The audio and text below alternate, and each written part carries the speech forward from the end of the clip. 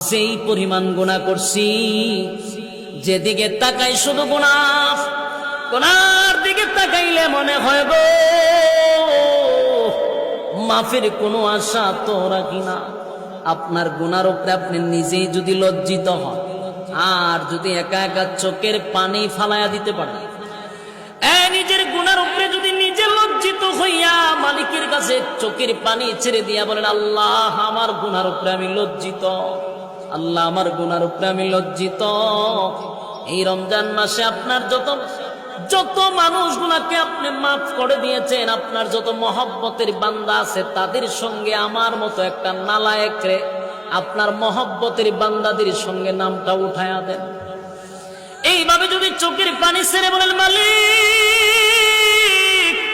আমার গুনাহ পাহাড় পরিমাণ, কিন্তু আপনার দয়া মায়া তো এর থেকেও বেশি, আল্লাহ